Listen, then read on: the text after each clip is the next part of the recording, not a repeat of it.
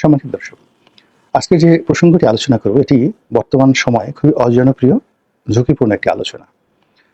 কিন্তু তারপর এটি রূঢ় বাস্তবতা এবং নির্মম সত্য। এজন্য বলার প্রয়োজন অনুভব করছি। বাংলাদেশের জনমত গঠনে একটা সময় ডেইলি স্টার এবং প্রথম আলোর বিরাট একটা ভূমিকা ছিল। আবার জনপ্রিয়তার দিক থেকে, সার্কুলেশনের দিক থেকে মানুষের মনে ঠিক প্রভাব স্থাপন করার জন্য বাংলাদেশ প্রতিদিনের মতো, নয়াদিগন্তের মতো পত্রিকা গুরুত্বপূর্ণ। কিন্তু সাম্প্রতিক সময়ে মাহমুদুর রহমানের যে আমার দেশ পত্রিকা, এটি প্রভাবশালী। একইভাবে আরেকটি পত্রিকা রয়েছে খুবই তুলনায় সার্কুলেশনের দিক থেকে, এমনকি নয়াদিগন্তের ছিল তারা অনুল্লেখ্য কিন্তু প্রভাবশালী, সেটা হল ইনকিলাব। তো এদের যে প্রভাব, এটা সার্কুলেশন দিয়ে বিশ্লেষণ করা যাবে না। এর কারণ হলো এদের সকলের সঙ্গে একটা বিশাল থিঙ্ক ট্যাঙ্ক রয়েছে, রাজনৈতিক পক্ষ রয়েছে, শক্তি রয়েছে, যারা রাজনীতির যে কিং মেকার হিসেবে গুরুত্বপূর্ণ ভূমিকা পালন করে। এই জন্য ইনকিলাব প্রতিষ্ঠা হওয়ার পর থেকে যখন এই পত্রিকাটি যাদের পক্ষে গিয়েছে, ক্ষমতা তারাই লাভ করেছে, আর এই পত্রিকাটি যখনই যাদের বিপক্ষে গিয়েছে তারা ক্ষমতা হারা হয়েছে। এবং যারা বুঝেন, জানেন এই রাজনীতির এই সমীকরণটা, তারা কখন ইনকিলাবের সঙ্গে সম্পর্ক খারাপ করেননি। ফলে ক্ষমতায় যখন শেখ হাসিনা ছিলেন, ইনকিলাবের মালিক পক্ষ সবসময় তাদের কাছাকাছি ছিলেন। আবার গোপনে গোপনে তাদেরকে অপদস্থ করার জন্য আওয়ামী লীগ চেষ্টা করেছে, কিন্তু পেরে ওঠেনি। বেগম জিয়া যখন ছিলেন, এরশাদ সাহেব যখন ছিলেন, অর্থাৎ এরশাদের জমানা থেকে প্রতিষ্ঠিত হওয়ার পর থেকে আজ অবধি এরা কিং মেকারের ভূমিকায় রয়ে গেছে। প্রথম আলো কিং মেকারের ভূমিকা এখন পর্যন্ত আছে। এর কারণ হলো 111 থেকে আজ অবধি, যে 111 না, ঠিক তার আগে আওয়ামী লীগ সরকারের যে পতন হলো 2001 সনে, সেই সময় থেকে আজ অবধি এই পত্রিকাটি কিং মেকার হিসেবে গুরুত্বপূর্ণ ভূমিকা পালন করে চলেছে। কিন্তু সাম্প্রতিক সময় তারা সত্যিকার অর্থে অস্তিত্ব সংকটে পড়েছে বিভিন্ন কারণে। কিন্তু তাদের পাঠক আছে, এবং এখনো পর্যন্ত ডক্টর মোহাম্মদ ইউনূসের সরকার থেকে শুরু করে এবং সরকারের বাইরে প্রশাসনে এই পত্রিকার যে পাঠক রয়েছে এবং এই পত্রিকার যারা শুভানুধ্যায়ী রয়েছে, তারা অত্যন্ত গুরুত্বপূর্ণ ভূমিকা পালন করছে। তার সঙ্গে সঙ্গে সাহিত্য সংস্কৃতিতে এই প্রথম আলোর গুরুত্বপূর্ণ ভূমিকা রয়েছে। কিন্তু ওটাকে চ্যালেঞ্জ জানিয়ে এই মুহূর্তে আরো বেশি প্রভাবশালী হয়ে পড়েছে আমার দেশ, মাহমুদুর রহমানের আমার দেশ।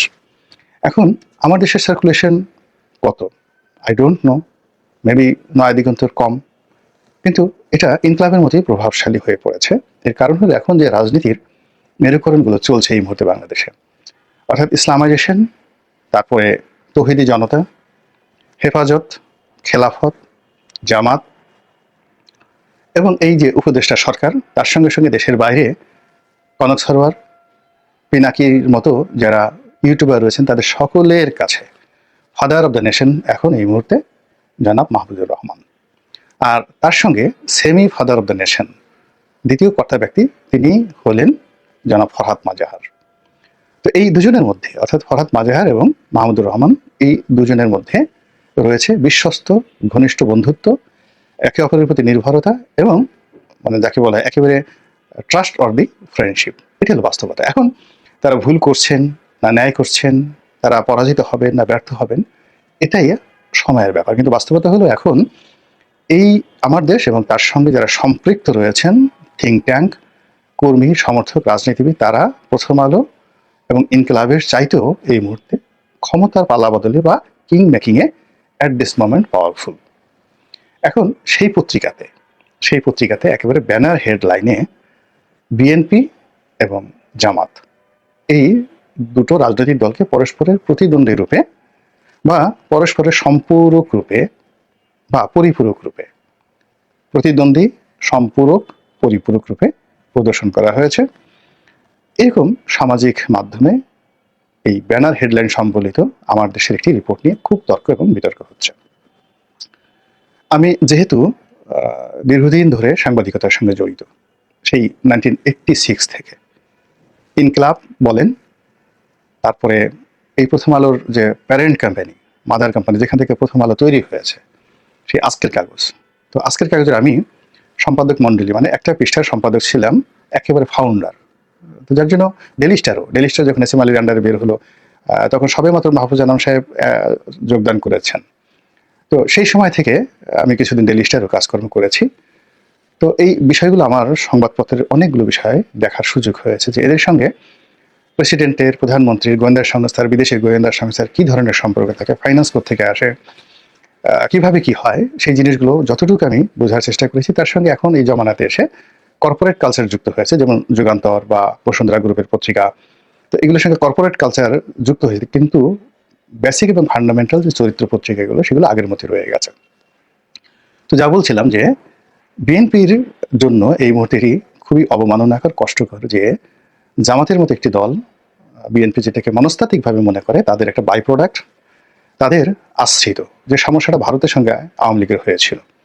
আওয়ামী লীগ মনে করতে ভারতকে দিয়েছি, আর ভারত মনে করতে আমরা আওয়ামী লীগকে বাঁচিয়ে রেখেছি। তো এরকম এর সাথে ভয়াবহ মনস্তাত্ত্বিক অবস্থা কিন্তু জামাতের সঙ্গে বিএনপির যারা লোকজন, তারা মনে করেন যে আমরা না থাকলে বা আমরা প্রিভিলেজ না দিলে, আমরা অস্তিত্ব না দিলে জামাত বাংলাদেশের মাটিতে ফিনিশ হয়ে যেত।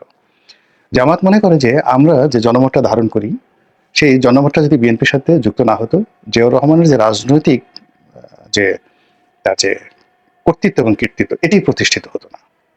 অর্থাৎ মুসলিম লীগ তখন অ্যাবান্ডেন্ট, জামাত একটা অর্গানাইজ ফোর্স হিসাবে তারা মনে করে তারাই জিয়াউর রহমানকে উল্টো সহযোগিতা করেছেন, আর বিএনপি মনে করে যে জামাতকে রিভাইভ করানো এবং তাদেরকে লালন পালন করা, আজকের এই অবস্থা আনার জন্য তারা দায়ী। তো এই মনস্তাত্ত্বিক অবস্থায় এই গত 2018-17 সন থেকেই তাদের মধ্যে একটা দূরত্ব ক্রমশ বাড়ছে। 18 সালের নির্বাচনে সেটা সুপ্ত ছিল, নির্বাচনের পর থেকে বিরোধ হতে হতে আজকের জায়গাতে রীতিমতো দা কুমড়া পর্যায়ে পৌঁছে গেছে।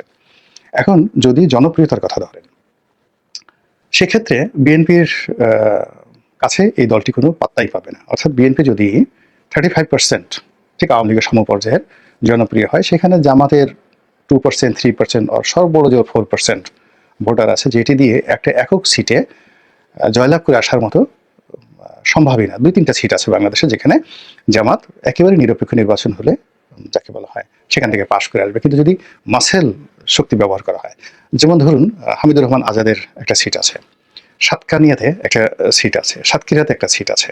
কিন্তু এই সিটগুলো যদি ফেয়ার ইলেকশন করা হয়, এরকম 3 থেকে 4, ও চাঁপাইনবাবগঞ্জে একটা সিট আছে, তো এরকম 3-4টি সিটে তারা যদি একেবারে 100% ফ্রি ফেয়ার ইলেকশন হয়, জামাত পাশ করে আসতে পারবে। কিন্তু যদি সন্ত্রাস হয়, তাহলে স্থানীয়ভাবে বিএনপির সঙ্গে সন্ত্রাস করে ফাইট করে সেখানে জামাত টিকতে পারবে না, কোনো অবস্থাতে টিকতে পারবে না।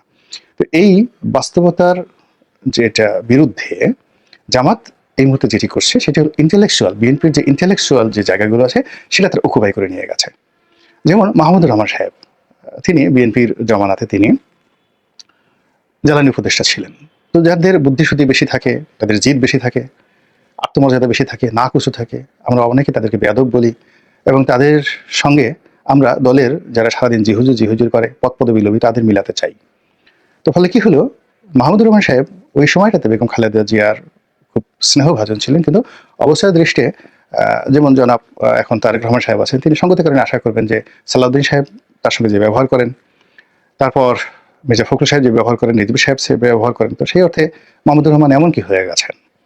আবার মাহমুদুর রহমান সাহেব মনে করবেন আমি তো আপন যোগ্যতা বলে হয়েছি, বা আমি বিএনপিকে দেওয়ার চেষ্টা করেছি, বিএনপি থেকে আমি কি নিয়েছি, আমার কোনো অ্যাসেট বা আমার সম্পত্তি, টাকা পয়সা, দুটো পয়সা থেকে আমি বেনিফিট নিই, এবং আমি 10 লাখ টাকার চাকরি বেক্সিমকোতে করতাম, সেই চাকরি ছেড়ে দিয়ে আমি 50,000 টাকা দামে চাকরি করেছি। ওই জমানাতে একজন উপদেষ্টা হিসাবে সর্বোচ্চ 50,000 টাকা আমি পেয়েছি, আমার নাম হয়েছে উপদেষ্টা, কিন্তু আমি তো জেল খাটা থেকে শুরু করে আমার জীবনে সবকিছু এই বিএনপির সাথে সম্পৃক্ত হওয়ার জন্য আমার হয়েছে, না সেটা আমার তো কিছুই হতো না। আমি রাজার হালে এখন সিইও হিসেবে যে কোনো একটা কোম্পানির মালিক হতাম, বা আমার সে নিজেও একটা ব্যবসা প্রতিষ্ঠান দিয়েছিল, সেই সিরামিক কোম্পানি, সেটা বিশাল একটা এখন বাংলাদেশের 1 নম্বর সিরামিক কোম্পানি, তাকে বলা হয় বাংলাদেশের সিরামিক ইন্ডাস্ট্রির ফাদার।